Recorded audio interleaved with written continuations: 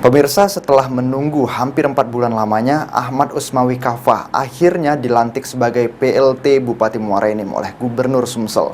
Dengan pelantikan ini membuat halaman kantor Bupati Muara Enim dipenuhi karangan bunga dan membuat pengusaha karangan bunga kebanjiran order.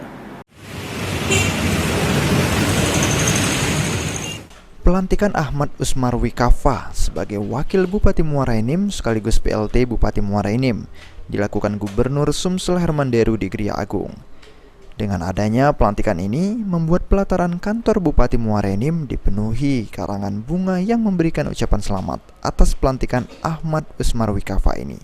Pelantikan ini sendiri mendatangkan rezeki bagi pemilik usaha floris atau karangan bunga di Kabupaten Muara Enim yang kebanjiran pesanan.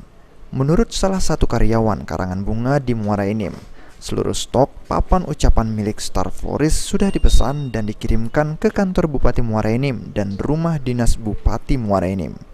Pelanggan yang memesan papan ucapan karangan bunga ini, tarifnya mulai dari harga Rp300.000 hingga Rp600.000, tergantung seberapa besar papan yang digunakan dan bentuk dekorasi yang dibuat. Papan bunga Star Floris sampai saat ini 20 gandeng, 10 single.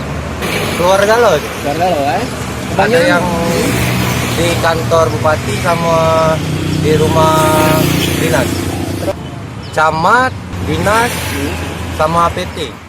Puluhan bahkan lebih karangan bunga baik dari ukuran kecil hingga besar telah terpajang di halaman kantor bupati. Bahkan di sepanjang Jalan Ahmad Yani Kota Muara Enim sudah terlihat karangan bunga dari berbagai pihak, mulai dari pimpinan Forkopimda hingga kepala OPD dan perusahaan di Muara Enim. Mardiansyah, PAL TV.